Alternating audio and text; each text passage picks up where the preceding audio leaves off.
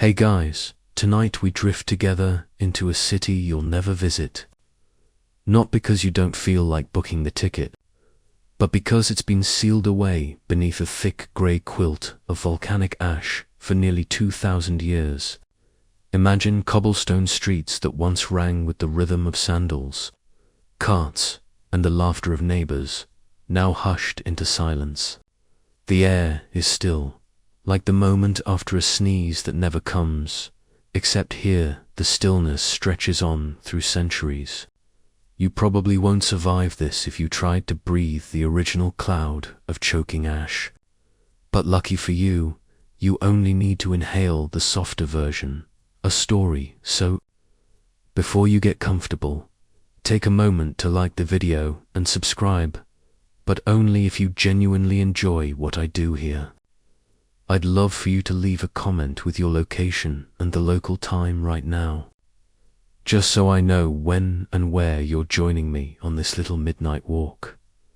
Now, dim the lights, maybe turn on a fan for that soft background hum, and let's ease into tonight's journey together. You drift into the first street, dust clinging to your ankles, though the road feels more like a memory than stone. The paving beneath your steps is uneven, locked in place by layers of hardened ash, and you sense the weight of a sky that once collapsed on everything here. The city whispers no protest, simply waits for you, as if holding its breath. A cart stands to one side, its wheels preserved in the hardened crust.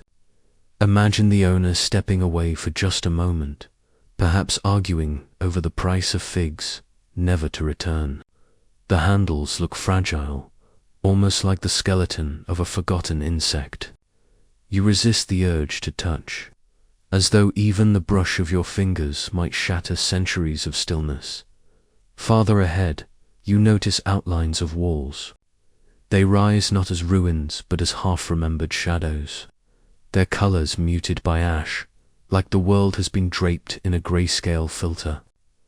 The sci-fi trope of a frozen city in time comes alive here. Think of the Kryptonian capital sealed in crystals, or those futuristic colonies preserved in stasis pods. Except this isn't fiction. It happened here, on Earth, without lasers or starships, just a mountain exploding in fire and fury. You pass what might have been a bakery. A stone oven yawns open, its mouth wide and empty, still blackened with the last heat it ever held. Imagine loaves of bread inside, hardening in mid-rise, never eaten. In some excavations, archaeologists actually found them round, carbonized, split in half, but intact. Like space rations, baked for travelers who never made the journey. The silence weighs heavy. You half expect footsteps behind you, the shuffle of neighbors brushing ash off their shoulders, but there's only your own steady drift. The air tastes chalky in your imagination, as if the ash itself has a flavor dry. Papery, like old library books, ground into powder. You think about the people who once filled this place, and the open question hangs. Did they know what was coming? Or was the sky's roar the first clue? Scientists still wonder if the final eruption came as sudden chaos or as a long, dreadful countdown no one could outrun. A mosaic shimmers faintly under layers of dust, small tiles arranging themselves into patterns you can't fully see. It's as if the artwork itself is yawning after a long sleep, waiting for sunlight that hasn't touched it in millennia. One tile reflects an odd gleam. Your mind toys with the idea of hidden messages, like an ancient QR code meant for a traveler from the future. It's silly, sure, but then again, every archaeologist is secretly a treasure-hunting dreamer. You wander deeper. Staircases lead upward but end abruptly, buried into grey walls. They remind you of an Escher drawing, all directions folding into nowhere. The dreamlike disorientation makes you wonder if perhaps the city is playing with you, letting you walk, but only in circles. You imagine future tourists on Mars doing the same, wandering frozen colonies buried under red dust storms, trying to reconstruct laughter from silence. One corner holds a fountain. Its basin is clogged with hardened stone, but you picture water trickling once, cool and clear. Maybe children played here, throwing copper coins that never sank because time itself seized the splash. You hear the ghost of the water in your ears, like white noise in a spaceship cabin. The streets don't end. They fade. Each corner you turn drifts into more stillness, each doorway an invitation into rooms that no longer open. And as you breathe, the city feels less like a ruin and more like a sleeper itself. It snores in the language of silence, pulling the ash tighter around its shoulders. You might chuckle at the thought that somewhere, some alien survey team is peering at this place from orbit, puzzled by why humans let their cities freeze mid-moment. Maybe they jot down notes in their glowing tablets. Primitive civilization, experimented with instant fossilization, results inconclusive. You smile at the absurdity, because if you don't, the hush might feel too heavy. Ahead, a plaza opens, wide enough that you sense the space, though the ash fog blurs its edges. Statues stand half-buried, their faces worn down to smooth ovals. One looks at you with no eyes, and yet you feel the gaze. What were they meant to guard? Or were they simply reminders of leaders who thought their names would last longer than stone? The open question lingers. Do we ever build anything for eternity, or do we just build until ash decides otherwise? A stray breeze moves across your imagination, carrying the faint scent of sulfur, though you know it's only your mind filling in the blanks. The ground seems warmer beneath your feet than it should be, as though embers still smolder deep below.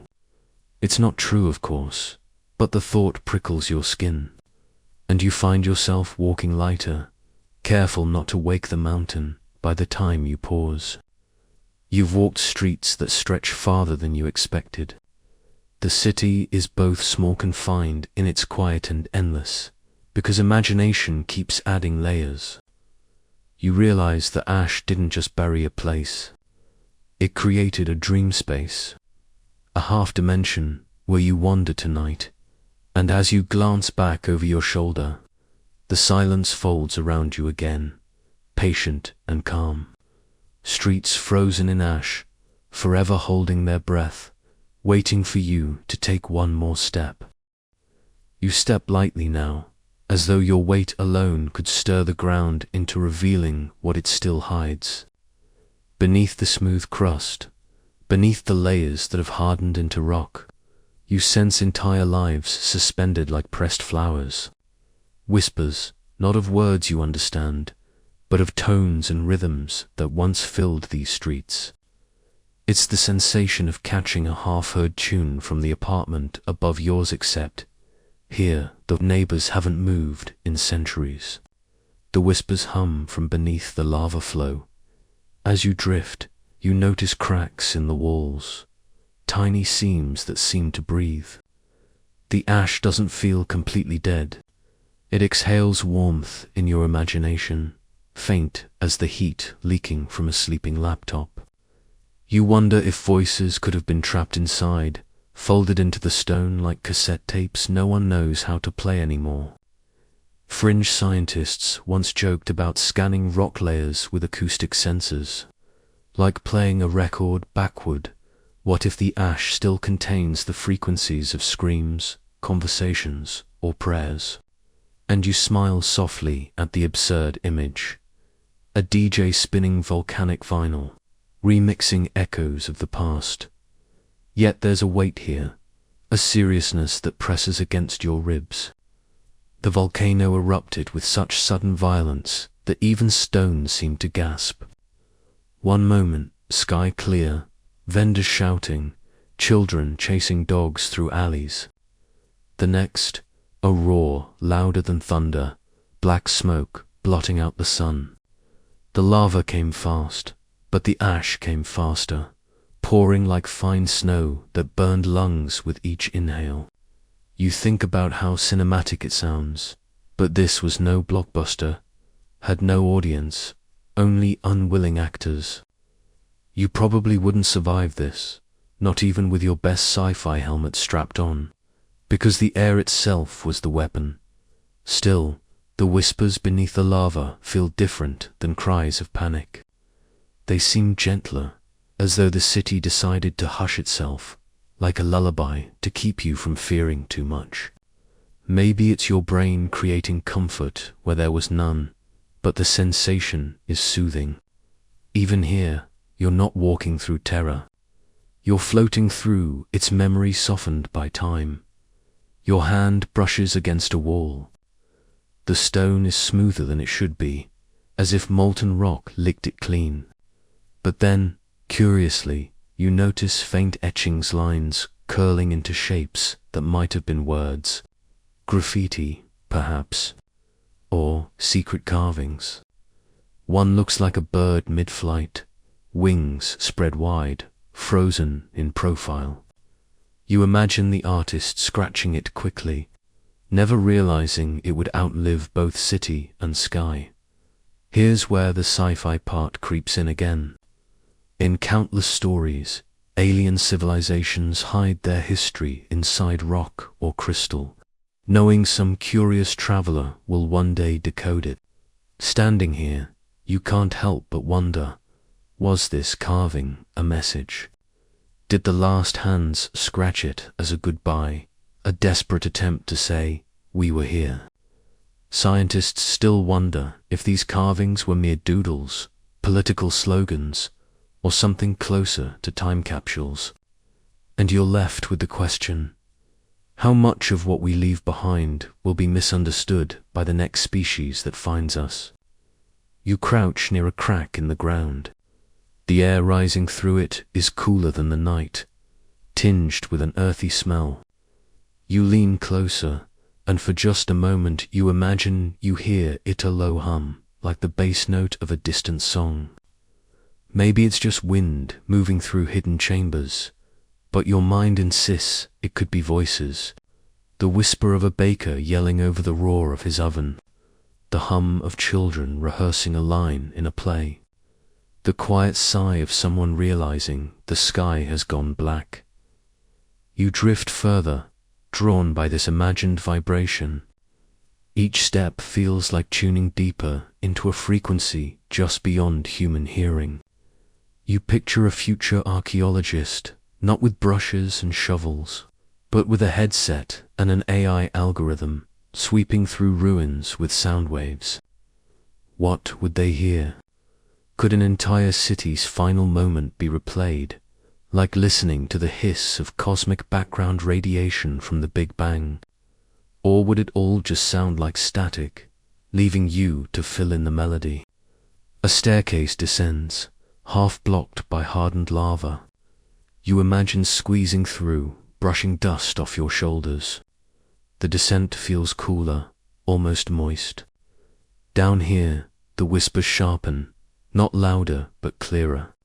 You get the odd impression of syllables, as though someone is reading lists, counting goods, repeating prayers.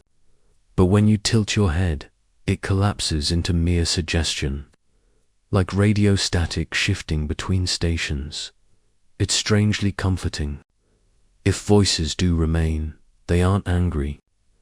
They don't accuse you of trespassing. Instead, they sound like people continuing with their day, ignoring the catastrophe above, because, in some echo of the universe, their city still stands. The thought soothes you. Maybe time doesn't delete everything.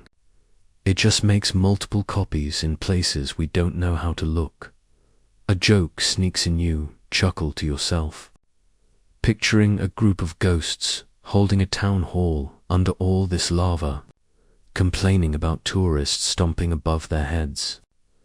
Can someone please tell the humans to stop dropping flashlights in our ceiling cracks? Humor helps lighten the hush, makes the whispers less eerie, more like distant roommates. When you stand again, your legs ache, but the ash road feels soft underfoot, like walking on memory foam. The city seems to sigh, as if relieved you've understood something, not its pain, but its persistence. And you realize that the whispers aren't warnings. They're invitations. This place doesn't want you to flee. It wants you to listen, to lean in closer, to believe that beneath the lava flow, life hasn't fully ended, it's only changed form. And maybe, if you let your eyes half close, you'll hear them too. You drift forward and find yourself facing what looks like the outline of a staircase, only the first few steps visible before they vanish beneath the packed ash. Each stair is half swallowed, as though the earth decided to eat the city in small, deliberate bites. The silence that lingers here is peculiar, isn't blank, but weighted, as if the stairs themselves hold onto the footsteps that once pounded their surface. You imagine sandals tapping up and down, echoes bouncing, then all at once muted, forever cut short. A doorframe waits at the top of one stair, though the door itself is long gone. Instead, a wall of ash has filled the frame, like an accidental sculpture. It's eerie, but in a strangely soothing way, an open invitation to nowhere. You picture yourself reaching for a handle that isn't there, pulling gently, and being met only by silence. A sci-fi image slips in like portals in a spaceship corridor, half functioning, some leading to endless starlight, others to blank walls of steel. You step through anyway, because what else are you going to do? The half-buried stairways remind you of incomplete thoughts, like sentences broken off mid. Scientists still wonder if more chambers remain hidden below, entire homes sealed away. They debate, should we dig deeper, risking collapse, or leave the city as it is, a half-told story? You pause on the steps, wondering if anyone is listening from beneath, like neighbors tapping the ceiling with a broom to remind you they're still there. The air feels denser, dust swirling with every movement. You breathe slowly, picturing ash particles drifting like static on a TV screen. In your mind's eye, the particles glow faintly, as if each one stores a memory, flickering like data crystals from a forgotten sci-fi archive. What if, you muse, every speck of ash contains the complete record of a voice, a laugh, or a dream? Would anyone ever invent a device to decode them, to sift through dust until a whole conversation plays out? You trail your fingers along a buried wall, gritty but cool. Suddenly, your hand hits a gap where ash has cracked away, and you peer inside. There's the curve of a staircase spiraling downward, swallowed almost entirely. Just enough survives to tease you, like the edge of a secret. You imagine a person carrying a jug of water down here, vanishing in the eruption midst. JUG and sandals preserved in the darkness below. The speculative question curls through your head. Did the ash preserve more than stone? Could there be dreams still caught here, folded between molecules? You laugh at yourself gently, because it's the kind of thought that belongs in a late-night sci-fi film. But then, isn't that what you're doing, now wandering through a ruin that plays out like cinema in your head? You pause near another door, this one half collapsed. Through the gap, you glimpse what looks like shelved stone outlines where wood once stood. You picture jars lining them, filled with grains, herbs, dried fruits. Imagine reaching for one, brushing centuries of dust off, and realizing it's still sealed, as if waiting for a midnight snack. You chuckle softly. Humanity's first post-apocalyptic pantry. It wouldn't win any cooking show, but it beats whatever you left in your fridge last week. A breeze whispers through, or at least it feels like it does. Your ears catch a low tone that could be wind, could be your imagination. It settles in your chest like a hum, and you half believe the stairs are singing a quiet lullaby for those who once hurried up and down. Then you wonder about the people. Did they run? Did they try to carry their treasures, or did they pause to close doors and windows out of habit, as if tidying would help? Scientists still wonder why some rooms were found perfectly arranged, dishes stacked neatly, as though the owners had expected to return. Maybe they couldn't imagine a world where their routines ended. You smile at the familiar absurdity. Humanities need to straighten chairs, even as the sky collapses. The buried staircases feel like metaphors, frozen interruptions. You think of unfinished novels, messages cut mid-text, or even spacecraft transmissions that break off mid-sentence, leaving scientists straining to hear the last word. These stairs are just like that, directions that promise somewhere, then stop. And maybe that's why they feel so hypnotic, because they hint at the possibility that the story continues below. Hidden, waiting for someone with enough patience to listen. A small detail catches your eye, bit of color, astonishing against the gray. A painted fresco clings to one stairwell wall, cracked but not erased. Faded reds and blues, maybe depicting a vine or a bird. You think of it as graffiti from another era, someone's attempt to brighten the climb. The sci-fi in you imagines it as a code, each vine curling in the shape of constellations, a map to where survivors hoped to flee. Of course, it's probably just decoration. But still, scientists do wonder, these images have hidden meanings, or were they simply art for art's sake? The ash crunches underfoot, softer here, as though the steps themselves are giving way. You tread gently, like tiptoeing across someone's sleeping body. The silence deepens until your own heartbeat feels loud. You catch yourself whispering sorry, as though apologizing to the ghosts for waking them. Then a thought pops in, and you grin despite yourself. What if the city staircases are all leading downward, spiraling toward a secret underground plaza where everyone's still having dinner, untouched? You picture them paused, mid-bite, mid-toast, and you arriving late to the party. Sorry I'm late, traffic was volcanic. The humor flickers, warming the hush like a candle. When you step back into the open street, the stairways fade behind you, leaving only their memory.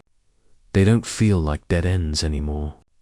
They feel like reminders that even when stories are interrupted, they remain just beneath the surface, waiting for someone willing to lean in, to descend into the silence, to imagine the rest. The streets open wider now, and you find yourself drifting into a space that feels different from the private stairways and silent houses. Here, the layout spreads out like a stage. Low stone outlines suggest rows of booths or tables, and the floor is scattered with the hushed remnants of everyday trade. You've wandered into the marketplace, a place that once pulsed with chatter, bargains, and the fragrance of food.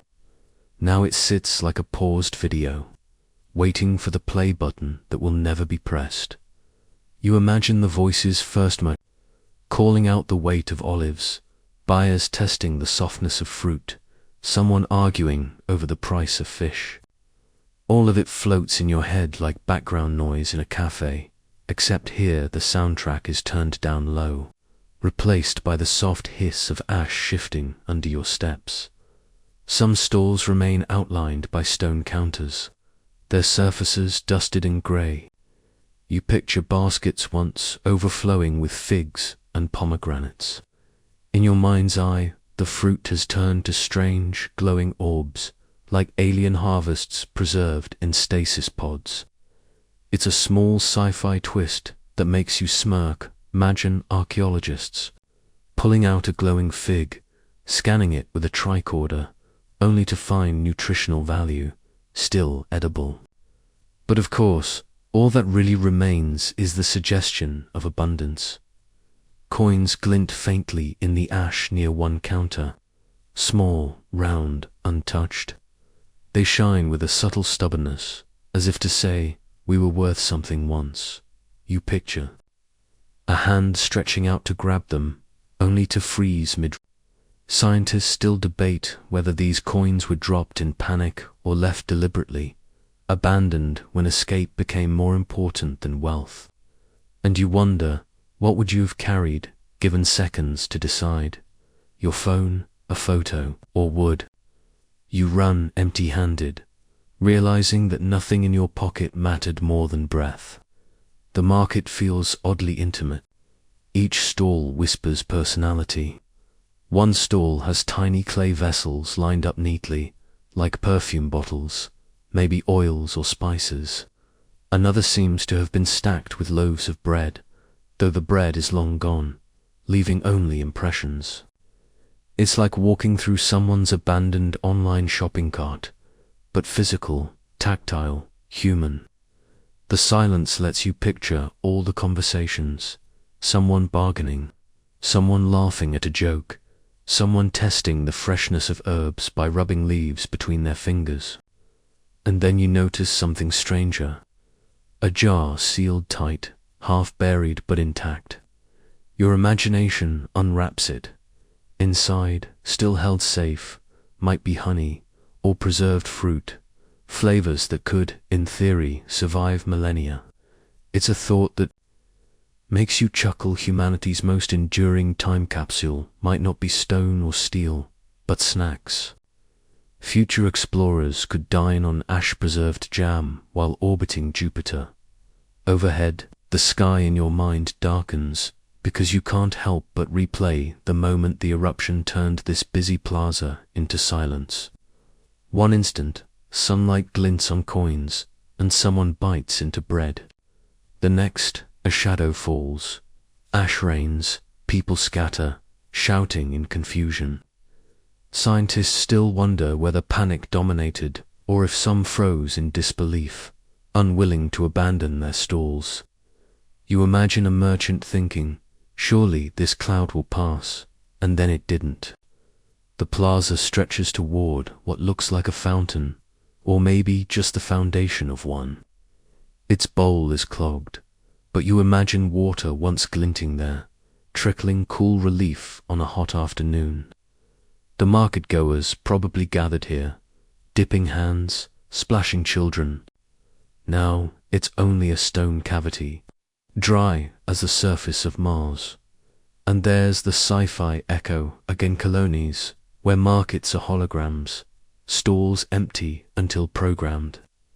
This ruin feels almost like that, a city waiting for someone to turn the hologram back on.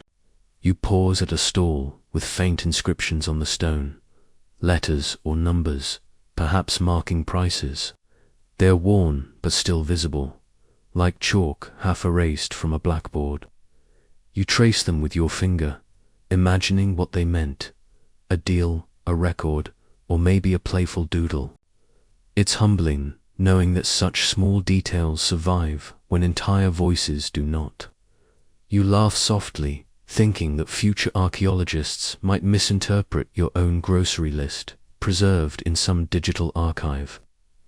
Eggs, milk, bread, maybe dragons. Footprints mark the ground here, shallow but distinct. A dog's paws, perhaps. They trot across the stall area, then vanish mid-stride where the ash swallowed them. It's heartbreaking, but also strangely tender. You picture the dog weaving through tables, hoping for scraps, unaware the sky was about to erase its world. You hope it ran fast, out of reach.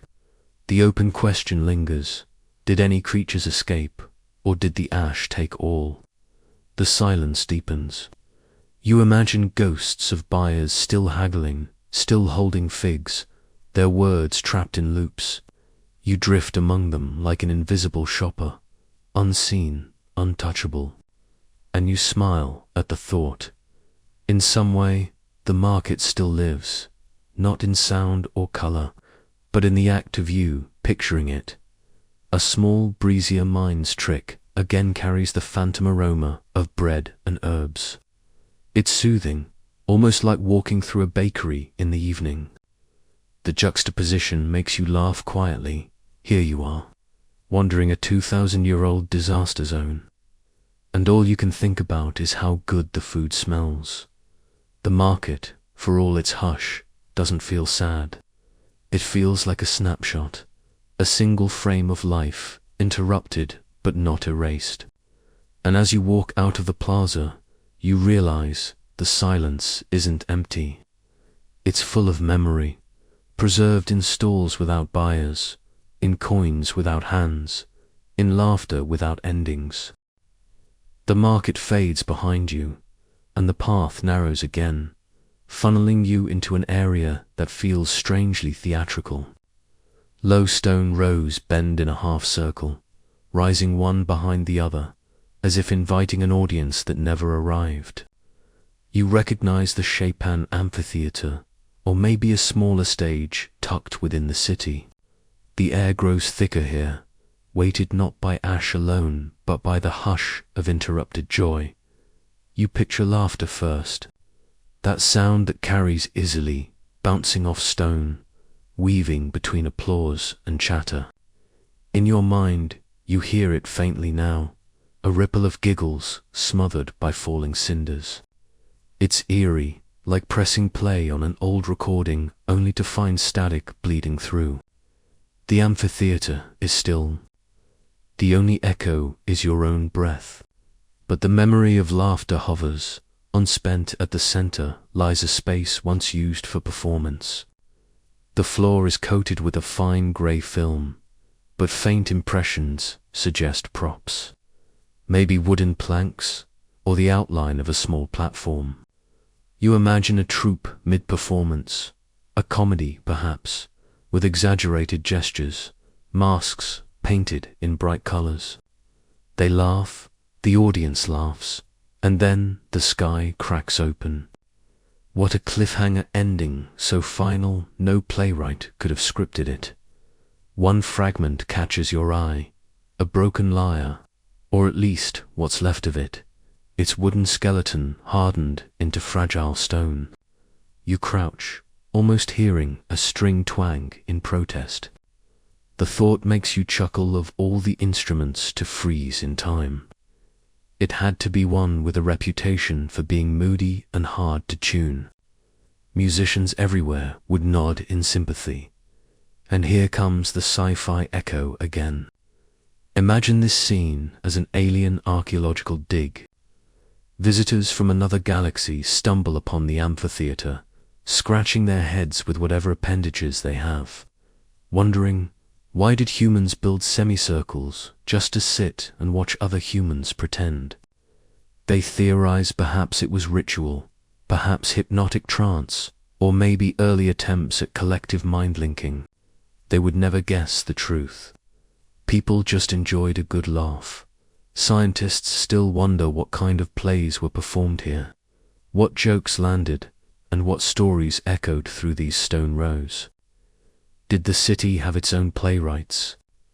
Did children sneak in without tickets? Were the performances bawdy, serious, or somewhere in between? The records are scarce, leaving you to speculate.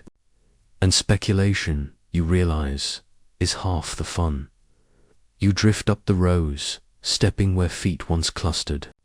The seats are cold, yet your imagination warms them. Families sit together, sharing figs or bread. A vendor passes by, balancing a tray of drinks. Someone sneezes, someone coughs, someone tries not to laugh too loud before the punchline. The amphitheater becomes alive in your mind, and then, just as suddenly, it's gone again, at the edge. You notice faint graffiti scratched into the stone. Crude doodles of faces, initials, maybe even a rude sketch or two. It's oddly comforting. Proof that ancient audiences weren't so different from modern ones. Someone always gets bored halfway through the show. You grin at the thought. People carving jokes into their seats while pretending to pay attention. Humanity never changes. The silence lingers, though heavier than before. Because the amphitheater wasn't just about fun. It was about community. And when the eruption came, that sense of gathering fractured instantly. You imagine the crowd scattering, performance forgotten, masks dropping into ash. One musician clutches their instrument. One actor runs still in costume. The city's laughter broke mid-breath. You sit in one of the stone rows and listen. Not with your ears, but with that inner stillness that notices the absence of sound. What you hear is paradoxical, a silence so deep it contains echoes, as if the air itself remembers. That's the unsettling part. The quiet doesn't erase the noise. It holds it above.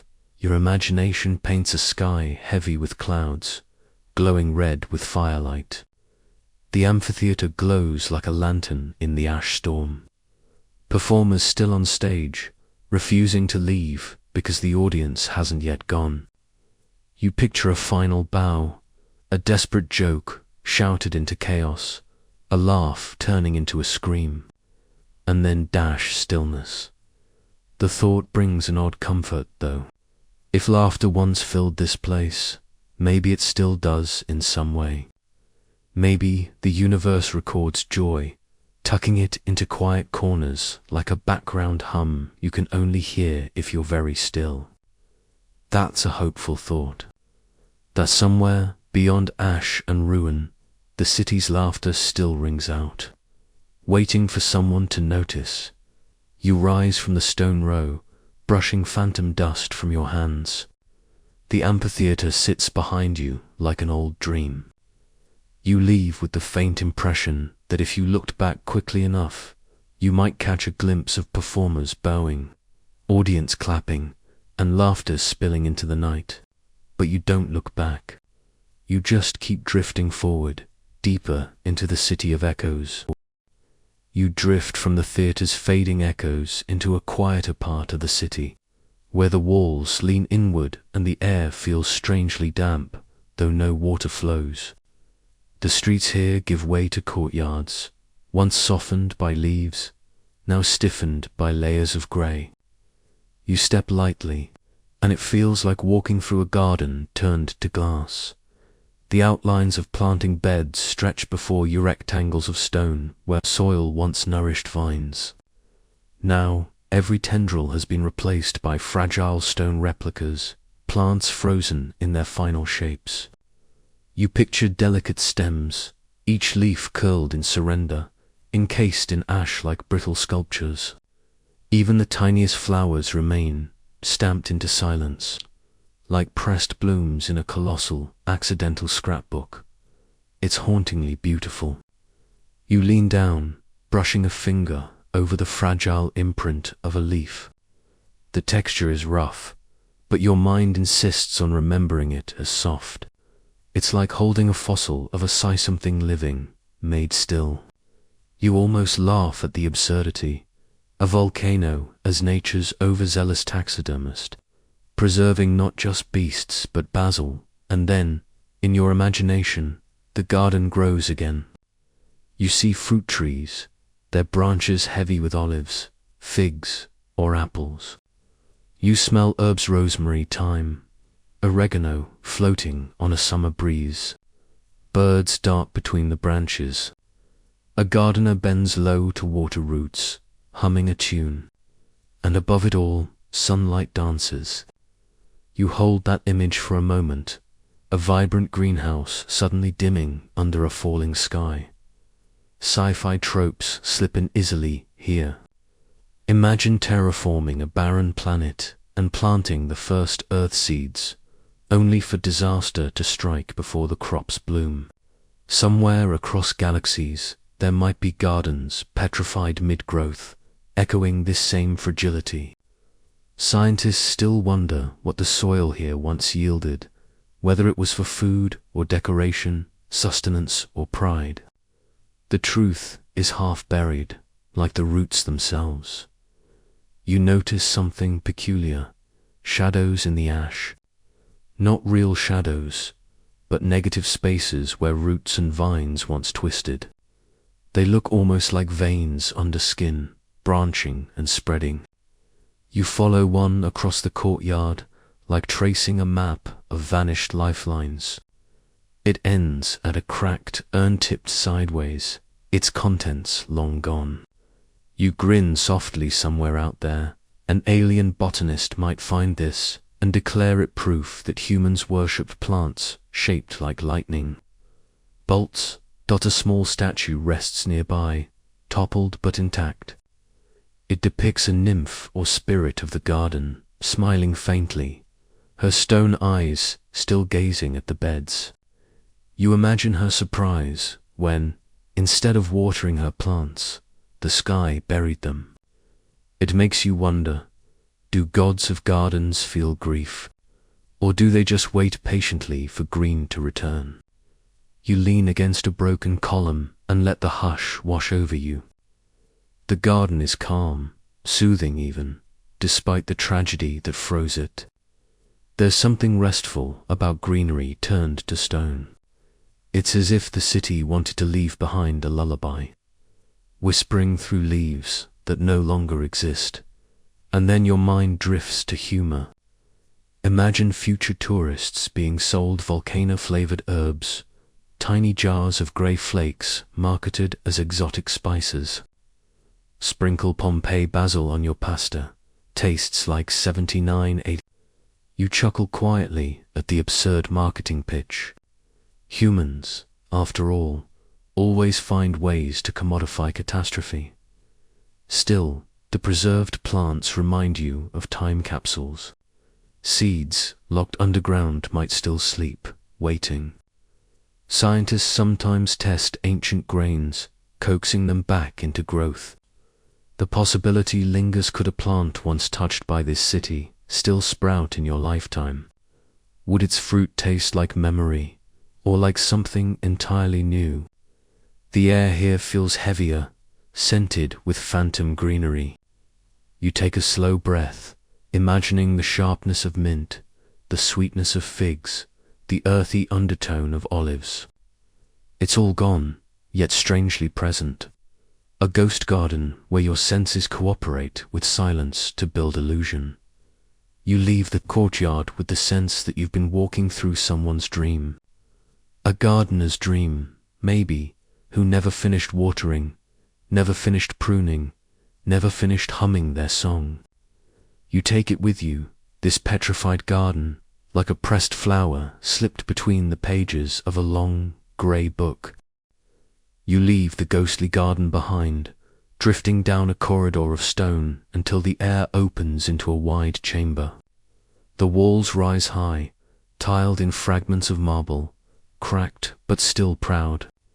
You step inside and realize this was once a bathhouse, a place where warmth and water met conversation. Now, though the pools yawn empty, their marble basins hollow, their echoes filled with dust, the silence is startling. You imagine footsteps slapping wet stone, voices bouncing off the vaulted ceiling, steam curling like breath on winter mornings. But what you see is only graith, the pools dry, the benches coated in fine powder, the drains clogged forever. It feels as though the entire room is holding its breath, waiting for the splash that never comes. You wander along the edge of a central pool. Its shape is oval, carved carefully, with steps leading down into nothingness. Your mind supplies the missing water, clear, shimmering, reflecting torchlight. You can almost hear the drip of condensation, the soft laughter of bathers, the low murmur of gossip. It was more than hygiene, it was ritual, social glue, daily rhythm, and now the rhythm's been cut off mid-beat. Your thoughts drift to sci-fi parallels, cryochambers on spaceships, pods filled with glowing liquid, preserving life for long journeys. This bathhouse almost feels like that, except instead of preserving life, it froze emptiness.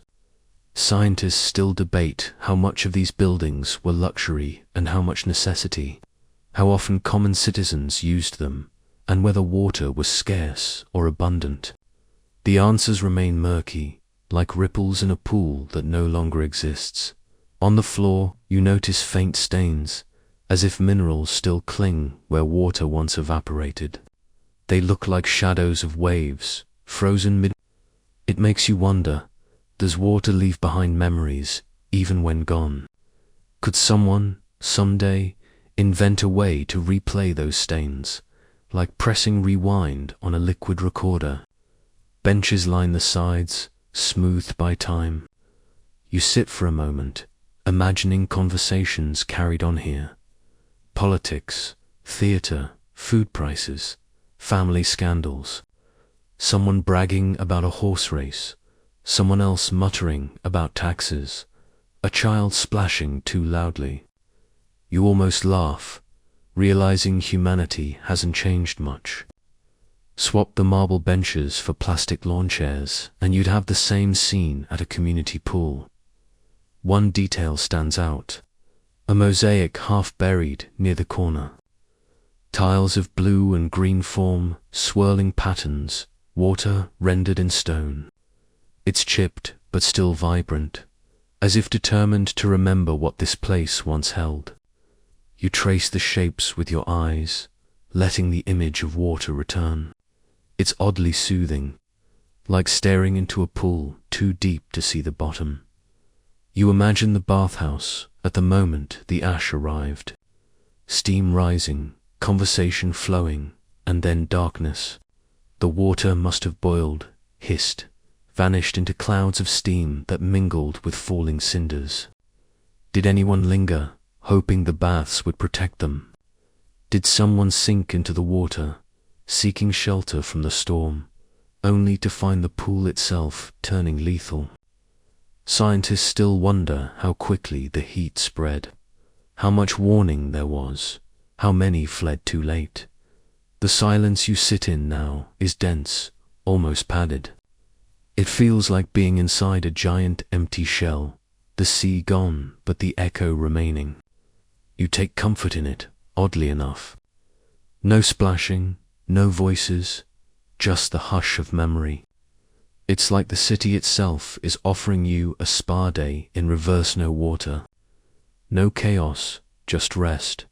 And because your brain can't resist humor, you think about future luxury resorts, advertising volcanic ash spa experiences, charging guests to sit in grey dust, calling it rejuvenating. You chuckle softly. Humans will sell anything if they can slap ancient on the label. Still, the bathhouse has its own serenity. Without water, it becomes something else. A meditation chamber, a place where echoes carry stories. You lean back, close your eyes, and let the silence wash over you the way steam once did. It feels strangely cleansing. When you open your eyes again, the empty pools remain. They stare up at you, hollow but not lifeless. You step carefully between them, knowing you've just walked through a place where people once gathered not just to clean their bodies, but to share their lives.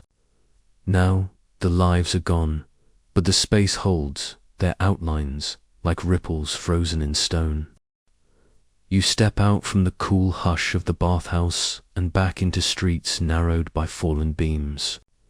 The ground crunches softly under your feet, a layer of fine powder shifting like thin snow. For a moment you think the city is empty, again till you notice shapes pressed into the ash. Not human, but something smaller. Footprints, they single quotes rescattered at first. faint depressions where paws once pressed into soft ground. You crouch closer, tracing the outlines. They're delicate, rounded, unmistakably canine. A dog, perhaps, trotting through chaos, tail high, nose searching for a familiar scent. The prints continue forward, confident, until they stop abruptly mid-stride, as if the animal simply vanished. You stand, unsettled by the silence. It's not just the absence of sound, it's the absence of ending.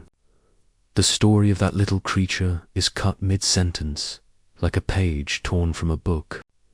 Scientists still argue over such traces. Did animals sense the eruption earlier than humans? Some say birds fled, dogs barked furiously, horses reared. Yet here, the evidence tells another story, one that ended suddenly, without warning. You follow further and find heavier print hooves. They press deep into the ash, then skid as if the animal slipped in panic. And again, the tracks vanish as though swallowed whole. It makes you think of a science fiction trope, teleportation gone wrong, where someone begins to step forward but disappears before finishing the stride.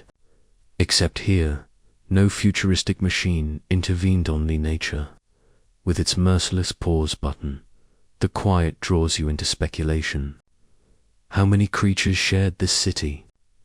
Dogs under tables, cats darting through alleys, birds calling from rooftops, goats and horses clattering along streets. You imagine their confusion as the sky darkened, as ash fell like endless snow. Did they run? Did they hide? Did they understand what was coming in ways humans did not? One detail makes you smile gently. Near the edge of a collapsed wall, you spot the faint imprint of tiny paws, smaller than a child's hand. A kitten, maybe, frozen in a brief hop across the dust. The image is bittersweet, yet comforting. It reminds you that life fills even the darkest places with small moments of play, and your imagination, as always, strays to humor. Picture some future sci-fi film where alien archaeologists find these tracks and misinterpret them. Clearly, they announce, humans worshipped a race of four-legged gods who vanished into the sky mid-step. You chuckle softly at the absurdity, though really, given how much humans adore their pets, maybe that theory wouldn't be entirely wrong. The prints make you pause. They feel personal, intimate, even more than the coins or tools, because they aren't objects left behind. They're actions caught mid-motion. They're proof that beings were moving, alive, in those final moments. And then, silence. Scientists still wonder how much warning animals had, if any. Some accounts suggest dogs refused to eat, birds vanished days before, cattle grew restless. But here, you see no signs of escape, just sudden endings. It raises the question, was the eruption too swift for even instinct to help? Or did some creatures survive, carrying their lineages far beyond this city? The air feels heavier as you drift further.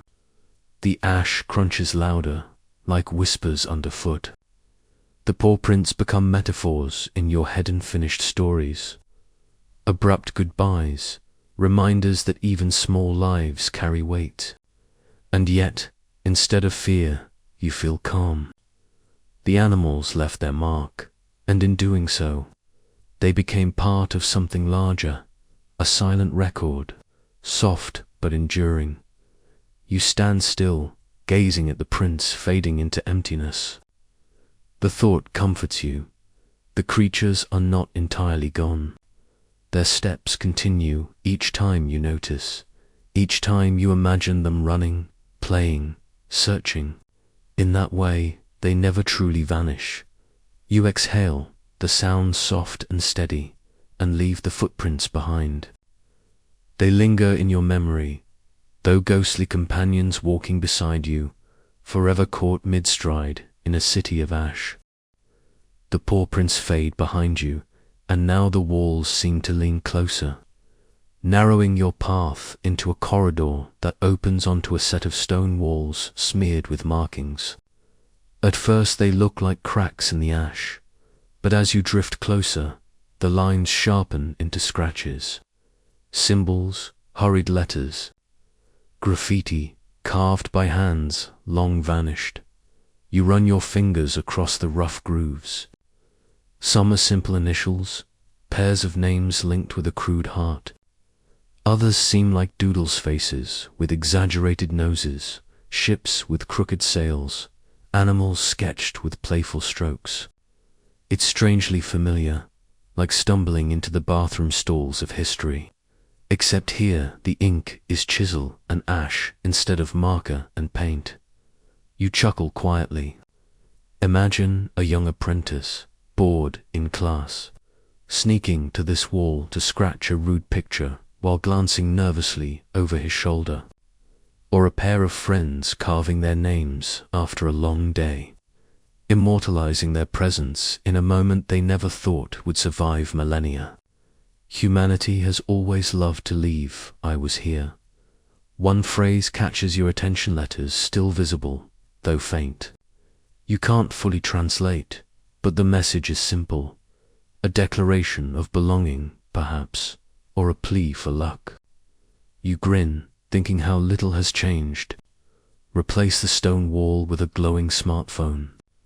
And it's the same impulse, messages scribbled for strangers. Snapshots meant to outlive the moment. A broken corner reveals another layer, almost like a palimpsest, told of carvings beneath newer ones. It suggests that these walls were rewritten again and again as generations passed. Scientists still debate the meanings. Were they casual jokes, political slogans, or coded prayers? The ambiguity lingers, like a riddle waiting for someone to laugh at the punchline, and then your imagination takes a sci-fi detour. Picture archaeologists on Mars, centuries from now, stumbling on graffiti etched into a colony dome. Mars sucks, scratched by a restless teenager, preserved under red dust. Future historians might spend centuries debating whether it was satire, rebellion, or sacred scripture. The thought makes you laugh softly. Humans never change. One carving looks like a crude star, map dots connected by lines. Was it a bored astronomer, a sailor marking constellations, or just a child drawing dots for fun? Scientists still wonder if some of these marks hold hidden codes, fragments of calendars, directions, or warnings. You trace the lines and let your mind drift. What if it was a warning? What if the city tried to leave a message for those who would come after? You step back, letting the wall loom over you.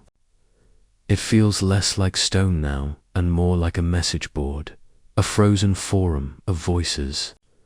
Every scratch carries weight, not because of what it says, but because someone thought it worth leaving. Even a doodle, even a joke, becomes profound when ash preserves it. The air is quiet, yet you swear you hear whispers, echoes of the carvers themselves, laughing, arguing, whispering secrets as they pressed metal to stone. It's a comforting sound, like walking past a wall of old sticky notes and overhearing all the forgotten conversations. You imagine modern graffiti artists time-traveling here, adding bright colors, layering spray paint over ancient carvings. Would it feel disrespectful, or would it feel like continuity, one long human urge to decorate, to protest, to announce? The humor lingers. You picture one poor archaeologist uncovering a doodle of a man with donkey ears, presenting it to the academic community as evidence of ritual satire. The seriousness cracks you up, and you whisper to yourself, not everything needs to be profound. Sometimes people just doodle donkeys. Still, the carvings comfort you. They remind you that this city was alive with humor, boredom, rebellion, and love. Ordinary lives lived in extraordinary times. The walls don't mourn. They grin, smirk, roll their eyes. They speak across centuries, telling you that even when ash falls, people still find time to leave jokes on the wall. You step away slowly, the scratched whispers fading behind you. The silence deepens again, but now it feels playful, threaded with laughter carved in stone. The graffiti fades into shadows, and you drift forward until the streets rise slightly, leading you toward a lone figure of architecture that refuses to bow. A tower, weathered but still upright, looms above the ruins like a solitary guardian. The other buildings crouch low, broken, collapsed, but this structure lifts its chin stubbornly, stone stacked against centuries of weight. You pause to take it in. Its base is scarred, blocks cracked and chipped, yet the core holds. It leans a little, just enough to show it endured strain, but not enough to surrender. Against the backdrop of grey rubble, the tower feels alive, almost smug. You can't help but smirk. It's the architectural equivalent of that one person in a disaster movie who survives by sheer stubbornness. The silence around it is absolute, as though the city acknowledges its authority. You imagine people once craning their necks, pointing toward it, using it as a landmark. Maybe it was a watchtower, maybe a bell tower, maybe a shrine. Scientists still debate its purpose, whether it rang warnings, held offerings, or simply served as status. A symbol of look what we can build. The ambiguity adds to the mystery. Your imagination fills gaps easily. You picture a bell hanging there, bronze catching sunlight, its toll cutting through the city like a heartbeat. Then you picture the final moment, the bell swinging wildly as ash clouds rolled in, clanging frantically, swallowed mid-ring by the roar of the eruption. Now, no bell, no sound, just a hollow chamber of stone. A sci-fi image slips in. Imagine the tower as a signal relay, broadcasting coded messages into the sky. In another timeline, maybe it was the city's attempt at long-distance communication, like a lighthouse for ships of the air. The thought makes you chuckle. Aliens, tuning into a channel, expecting coordinates, only to hear 2 figs for 1 coin. You run your hand along the stone, surprised at its coolness. The surface is etched with faint scars, perhaps from the heat, perhaps from centuries of weather. It feels both fragile and indestructible. That paradox fascinates you, how something so battered still insists on standing. You wonder if, one day, even when every other wall crumbles, this tower will keep its vigil at its base. Rubble piles high, almost like offerings. Bits of pottery, fragments of tools, shards of tiles scattered unintentionally, yet they give the tower a shrine-like aura. You imagine citizens gathering here in their final moments, hoping its strength would shelter them.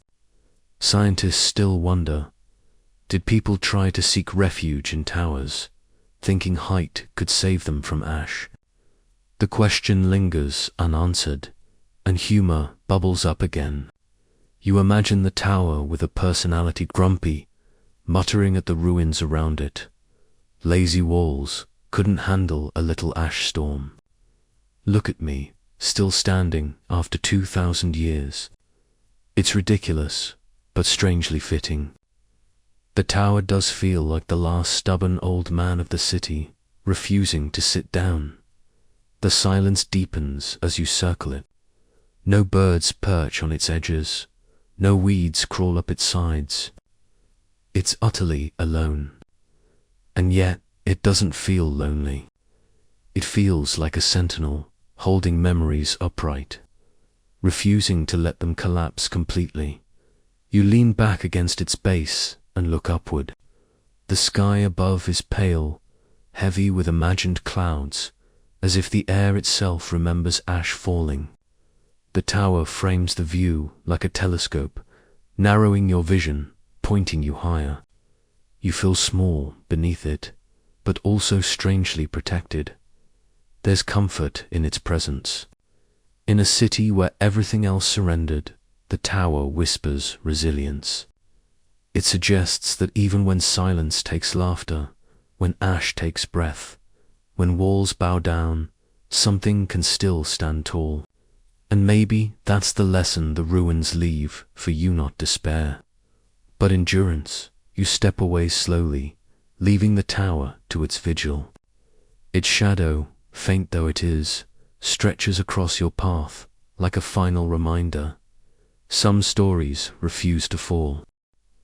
The tower's shadow lingers behind you, but soon the ground softens under your steps, and you find yourself in what feels like a marketplace, its boundaries blurred by time.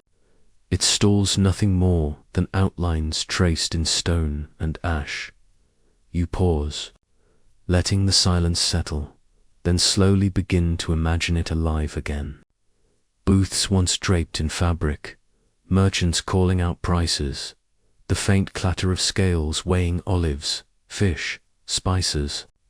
Now only low stone counters remain, scattered like teeth in a broken jaw. Yet somehow they hum with memory.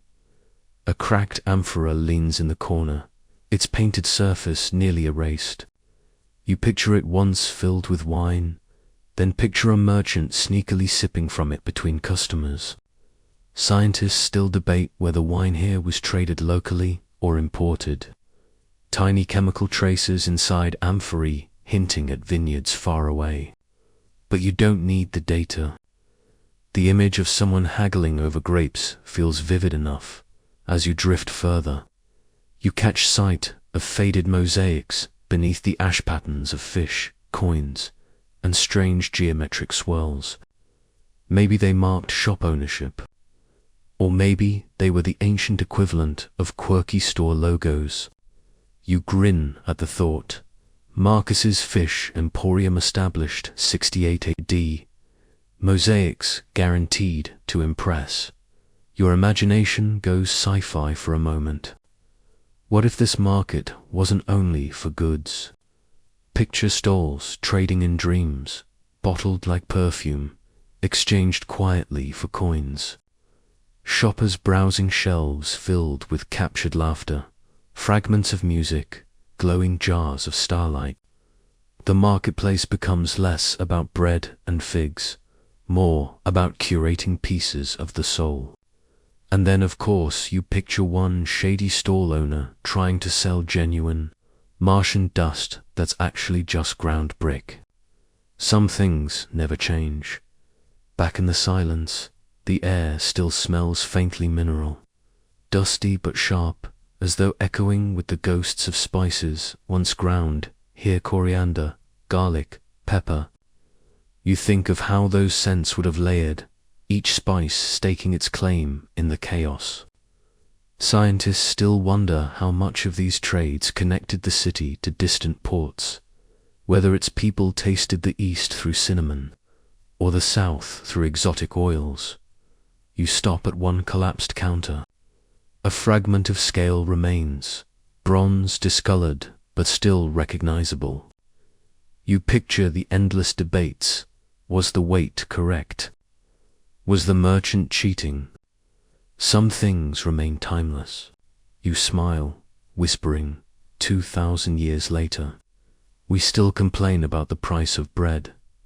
Then, a moment of quiet wonder. You crouch near a smaller stall, where children likely tugged on parents' arms, begging for sweets. You can almost hear it. The wine, the laughter, the stern refusal, the eventual surrender. Ordinary moments, ordinary arguments, caught forever in the outline of ash. The marketplace wasn't just trade. It was life compressed into noise, bargaining, choices. A speculative thought drifts in: what if someone had been here, mid-purchase, when the ash fell? Coins clattering on the counter, figs spilling from a basket, a deal half finished. Was the last sound a shouted price, or the cry of a merchant realizing the sky had turned black? And humor threads through again. Imagine a ghostly vendor still waiting for a customer to pay. An ancient tab left open for millennia, sir. You still owe me for those olives. You can almost picture the archaeologists settling the debt, dropping a coin on the counter out of respect. The marketplace, empty now, doesn't feel sad. It feels bustling in its silence, as if all that chatter left a permanent hum. You feel it brush against your ears, a faint whisper of buying, selling, laughing, and somehow it comforts you, this reminder that even buried, the rhythm of daily life persists. You move on, the stalls receding into grey, the ash holding their memory like a soft exhale. Asterisk. You drift past the faint hum of the marketplace until the air grows heavier, cooler, as though the ash itself remembers the fear. The path bends into a broad square, but instead of stalls or mosaics, the stones bear deeper marks, faint outlines of chained posts, low walls scarred by time. This place does not hum with chatter. It broods. You pause at the center. The silence presses differently here, thick, almost ceremonial.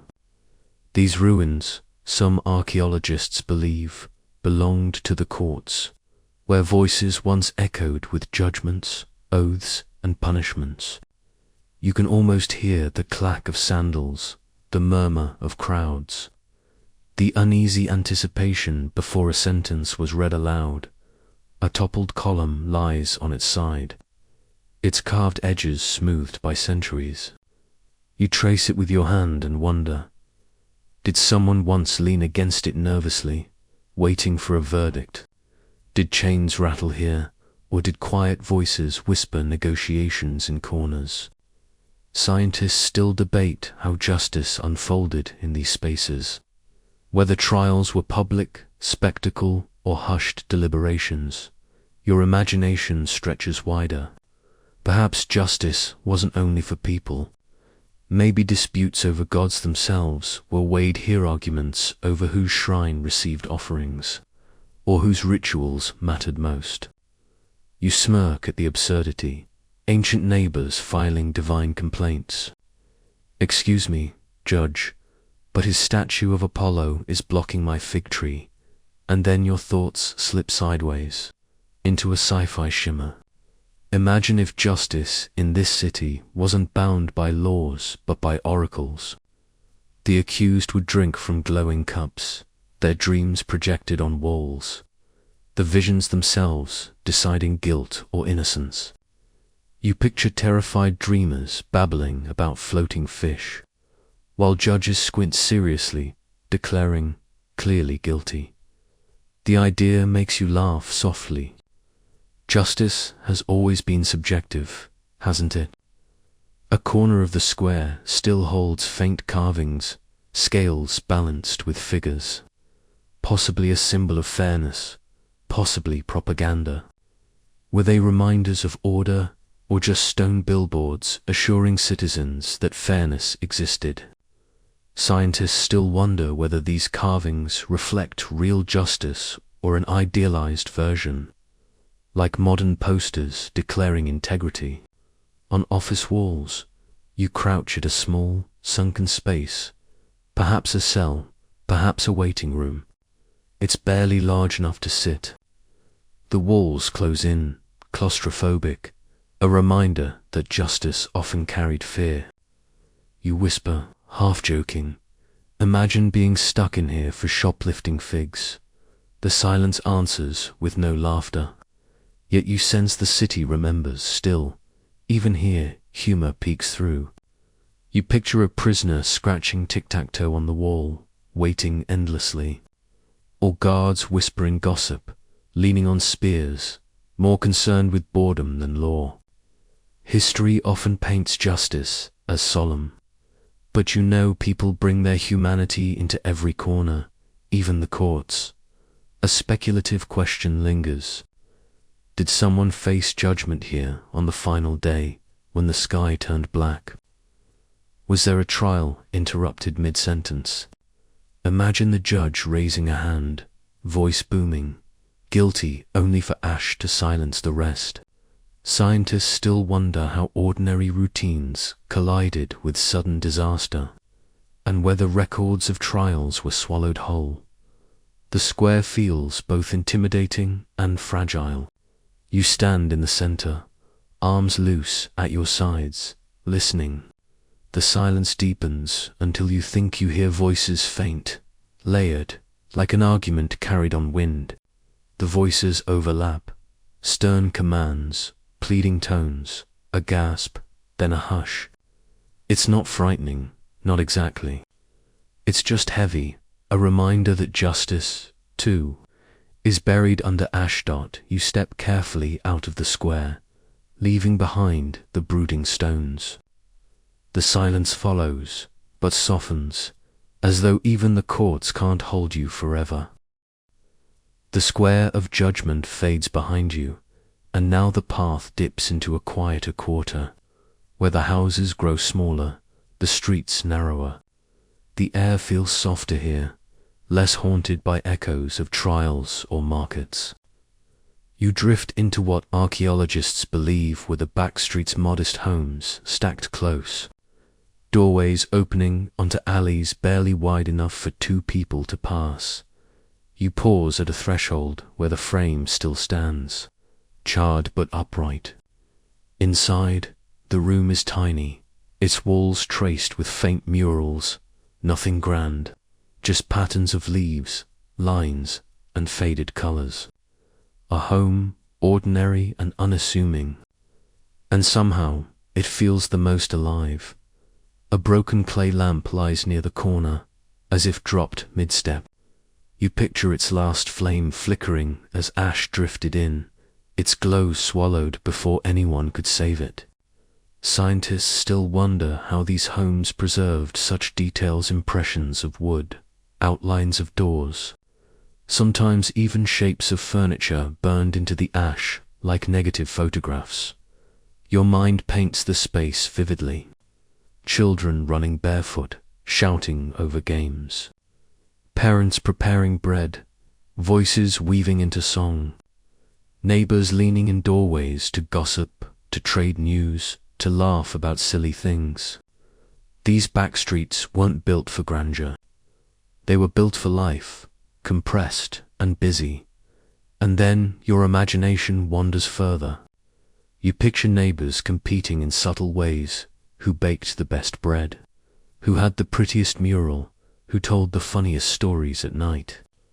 You smirk, suburban drama, ancient edition. Some things, clearly, never change. One wall bears a faint mark, like scratches repeating the same shape. Was it a child doodling? A tally of days? Or just idle hands carving patterns while listening to someone speak? Scientists still wonder about these small marks, which tell no grand story but feel profoundly human. And, in a sci-fi twist, you imagine these homes not made of stone at all, but woven light. Families living inside projected rooms, adjusting patterns, daily to day, green leaves, tomorrow stars across the ceiling. Imagine archaeologists centuries later digging through layers of forgotten data, uncovering pixelated floor plans, marveling at how digital dreams once served as walls. The back streets then become less about survival, more about customization, an ancient or futuristic. People always decorate their nests. You lean against a doorway and look outward, imagining the rhythm of these alleys at night, the chatter softening, lamps flickering out, dogs barking in the distance. Maybe the last sounds before the eruption weren't screams, but laughter trailing into yawns, doors closing against the evening chill. The humor seeps in again. You picture a grumpy neighbor pounding on the wall, annoyed at the noise of children, or someone sneaking figs from the window ledge, only to be caught mid-bite. Domestic comedy carved in ash, never recorded, but as real as any empire's decree. As you walk further, the alleys weave tighter, like veins in the city's body. You can't help but think, this was where its true heart beat. Not in temples or courts, but in these cramped rooms filled with warmth, rivalry, joy. A final thought lingers as you step away. Scientists still wonder why some homes preserved objects so perfectly, pots still on stoves, bread still in ovens, lives paused mid. Was it luck? Was it fate? Or was the ash itself a reluctant archivist, freezing these small moments to remind you, history is not just statues and towers. It is also bedtime arguments and burnt bread. You leave the back streets slowly, their echoes of laughter trailing behind, soft as lullabies. The back streets dissolve into silence, and soon you drift into a vast open space where columns once ringed the horizon. Even toppled, they command attention, like ribs of some ancient creature still lying on the earth. The Forum, the city's public stage, stretches before you broad, solemn, yet strangely weightless in the hush of ash. You walk between the shattered pillars. Their shadows lie broken across the ground, yet they guide you like markers, drawing your eyes toward the emptiness in the center. This was once the gathering place, the city's heartbeat. Voices rose here, not in whispers, but in chorus. Debates, speeches, gossip, celebrations. Now, only silence speaks.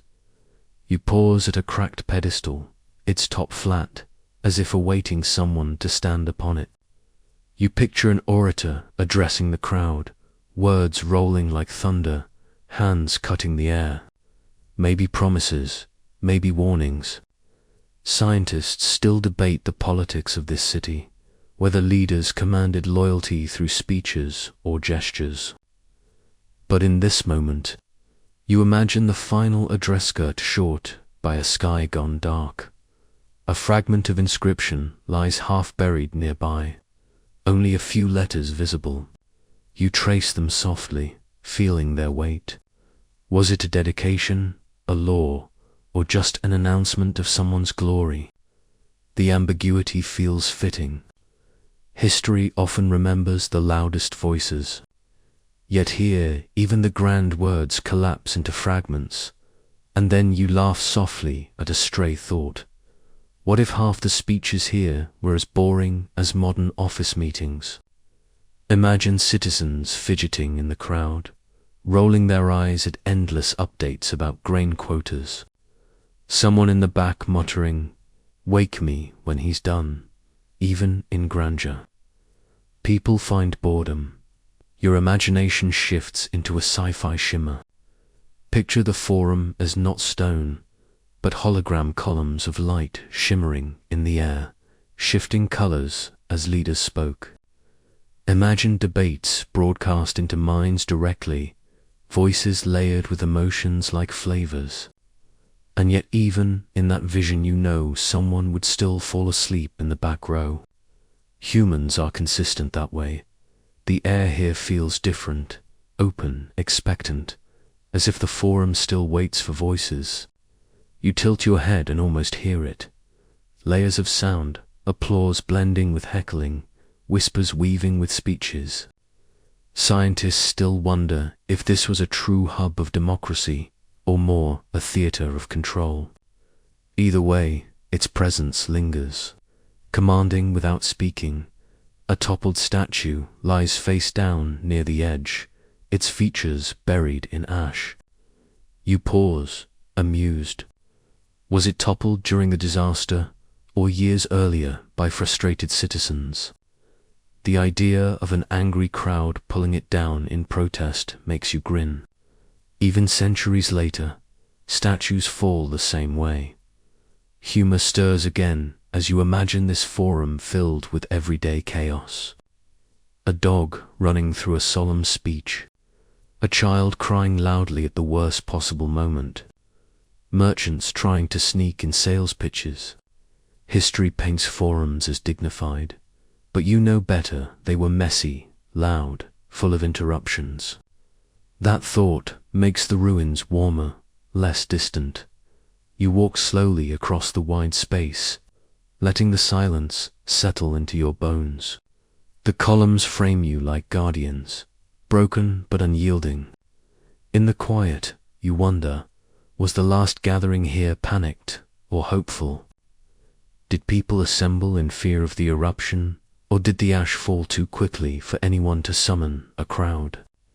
Scientists still wonder if the city had warning, or if it vanished mid-sentence. You step past the final column, leaving the forum behind. The open air feels heavier, as though the city has said its piece. Beyond the wide forum, the path narrows again, leading you upward. The slope steepens, and with each step the air feels thinner, brighter, until at last you crest a rise where the city falls away beneath you. From this vantage, the ruins sprawl like a frozen tapestry, the streets lined with collapsed walls, courtyards blanketed in grey, towers jutting like stubborn teeth against the horizon. You pause at the edge, the silence vast, the view both haunting and strangely peaceful. Here you see the city not as fragments, but as a whole. You can trace its arteries, the streets winding toward the forum, the markets branching into alleys, the temples pointing skyward. It feels like gazing at a sleeping body, still and heavy, but undeniably alive in its outline. The mountain looms behind it, quiet now, its slopes softened by centuries. But you know what it carries in memory. Fire, ash, sky turned into stone. You shiver at the thought how, in a single day, a whole city's laughter, bargains, arguments, and dreams were sealed. Scientists still wonder how much warning people had. Some argue tremors gave them hours. Others believe the eruption was sudden, impossible to flee. The truth remains ash-shrouded, as unreachable as those final breaths. Yet standing here, you don't feel terror. You feel continuity. The ruins are not just silence, they are persistence. Laughter still hides in the graffiti. Meals linger in kitchens. Justice echoes in the square. Even in destruction, the city whispers, "We lived, and you remember." Your imagination flickers with a sci-fi lens one last time. What if the ash wasn't destruction at all, but preservation by design? A kind of ancient technology hidden in the earth, sealing everything like an archive. You pictured distant civilizations, maybe not human, discovering this city and marveling at how every detail was saved. In that future, you and the ruins become part of the same story.